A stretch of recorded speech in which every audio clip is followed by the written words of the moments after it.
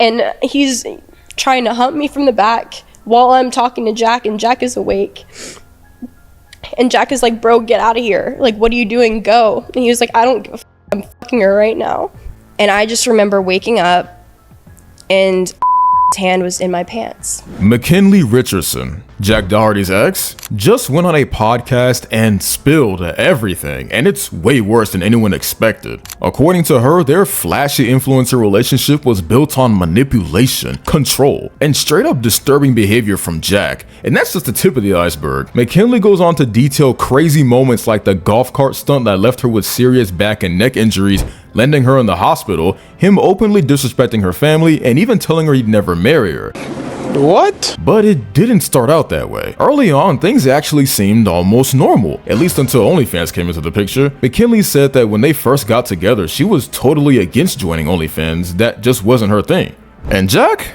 Oh, he loved that. You know, he would kiss me, and then he would say, like, you're the most beautiful girl I've ever seen. I know you're my wife because you don't do OnlyFans. He would tell me, I know you're my wife because my wife would never do OnlyFans. He was out here calling her wife material for not wanting to do it, like he just discovered the last moral woman on earth. But give it a few months and suddenly Mr. I love your values is turning into her personal OnlyFans manager, pressuring her to make an account. But his employees, they would come up to me while I was there and they said, hey, would you ever do OnlyFans? Like, you would kill it. And I was like, no, absolutely not. That's something I promised myself I wouldn't do, no matter the amount of money, nothing. I just wouldn't do it. She described this one dinner with Jack's business friends where they started questioning her about why she didn't have an OnlyFans yet. Super awkward. The craziest part, she thinks Jack set it up. Like, imagine getting ambushed at dinner by your boyfriend's colleagues just so they can convince you to do something you've clearly said you don't want to do. They didn't ask me anymore, but they were like, well, let me know, like, let me know if you want to. Again, at this time, I'm like, absolutely not. When she pushed back, he allegedly told her, fuck your morals. So the guy who once praised her values apparently decided those didn't matter anymore once money and clout were involved. The way I was raised, like, I that's something not in the cards for me, and I'm firm on that. And he said, fuck your morals. He said, your morals. And things only got worse. McKinley said Jack started making ultimatums, telling her there was no reason to be together if she didn't join OnlyFans. That's not persuasion, that's emotional blackmail. She tried to reason with him, but when she went to confront him, she walked in to see him and one of his employees literally laughing about it. Real mature, bro. She said she tried explaining how her parents would react and why she wasn't comfortable, but Jack brushed it off and said they'd come around once they saw the money. Then he dangled fame in front of her, promising her that they'd be a power couple and that their brands could grow together. McKinley said she finally caved after all the pressure, even though every part of her hated it. Then, the very next morning, Jack allegedly walked in like some kind of businessman and dropped a contract in front of her. No heads up, no lawyer, no time to even call her parents, just a pen and that trust me energy nobody should ever trust. We ended up going to bed and I woke up and that morning he had a contract in hand and he told me to sign it. I didn't even have the opportunity to talk to my parents about it. She claims the contract basically handed him control over her social media, TikTok, Instagram, everything she'd built. When she questioned it, he brushed it off saying it didn't mean anything and they could change it later, which, let's be real, is a major red flag. Once she signed, he reportedly told her, "You're now Jack Dye's girlfriend." That's not a title, that's a warning label. McKinley says this contract also tied her OnlyFans earnings to him, meaning he took most of the money while she got the scraps. So yeah, while she was supposed to be the girlfriend, it sounds like she was also the unpaid employee of his brand. If you've ever seen Jack's videos, you know the guy lives for clicks. But according to McKinley, that obsession went too far. She said he prioritized content over her safety, like during a golf cart stunt where the thing literally flipped and injured her back and neck. She claims it wasn't even an accident, it was done on purpose for content. And instead of taking her injury seriously, Jack just kept filming. Later, he surprised her with another golf cart as a gift. Nothing says romance like replacing the vehicle that almost hospitalized your girlfriend. Most beautiful girl in this hospital right now, right? Yeah. My lower back is in a lot of pain. Like, I tried to lay down, briefly pad on it. It's just getting worse, and it definitely hurts more now than it did at the time. Oh, you hit your head? I don't remember. I At that point, she said it clicked. He didn't love her, he loved the attention. Everything, even her fear, was just part of the show. Then came the claims from the blast. McKinley alleged that Jack was abusing Adderall, mixing it with alcohol, and becoming unpredictable and dangerous. She even said he tried to get his employees to take Adderall too, just to keep up with his energy. The same report mentioned that she described their relationship as a trauma bond, something that started as a passion but spiraled into emotional control and psychological chaos. It gets even darker. According to Yahoo's report, McKinley claimed she once woke up to one of Jack's friends touching her while Jack was passed out right next to her. The worst part of the whole ordeal is that Jack was drunk. He couldn't even remember the whole thing at all the next day. We end up going to bed, and I just remember waking up and his hand was in my pants. I was in the middle of him and Jack. In part 2 of the podcast, McKinley really opens up, talking about how things with Jack Doherty went from bad to straight up toxic, and what finally made her say, "I'm done." Now let's get to their so-called wedding, because honestly, it summed up everything wrong with their relationship in one event. It wasn't about love or commitment, it was about content. Jack convinced her to go through a fake wedding just to stream it, which is already questionable whether your relationship is barely holding together. But the way he behaved during it, absolutely humiliating. This guy can't be serious. Do you both promise to love one another, always tell the truth, cherish each other forever and ever? I do.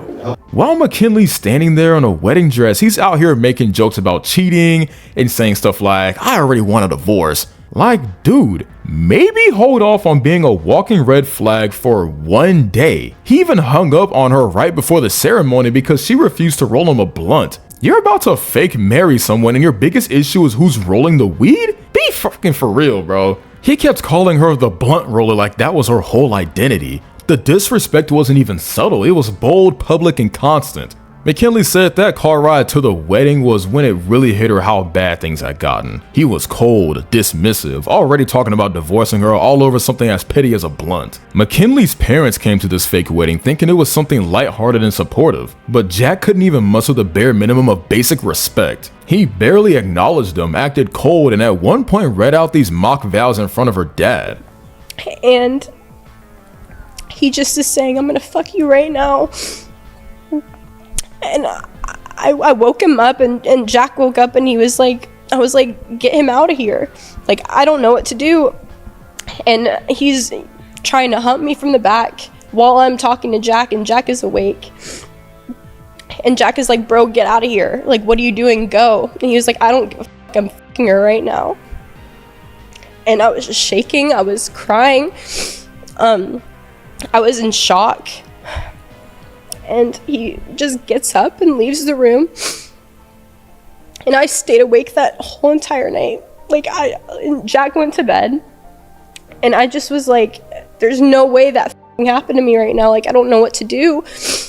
And these vows weren't funny. They were humiliating, full of controlling language like financial penalties and rules about what she could or couldn't do. He didn't even let her read them beforehand, so she's standing there in front of her parents, blindsided while he's making fun of her in front of an audience.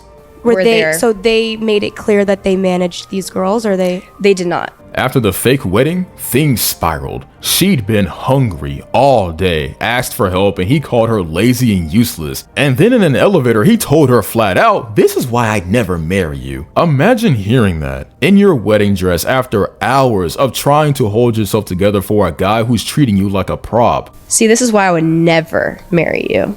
And my heart broke. I was like, When she confronted him about it, he went ballistic. They ended up arguing over text in front of guests while she was literally crying in her dress. He flipped everything on her, said she was always in a bad mood, that she made things difficult, and that he had to beg not to argue. Classic gaslighting. This was a huge part of Jack's manipulation playbook, the "just kidding" defense. He'd say something vile or degrading, then immediately backtrack like, "Relax, it's a joke." It's a perfect way to make someone question their own reaction. If she got upset, he'd turn it into "you're too sensitive." If she stayed quiet, he'd push harder. McKinley said that became his go-to move. Every hurtful comment came with a punchline. But when the jokes stop being funny and start being constant reminders of disrespect, that's not humor anymore, it's control.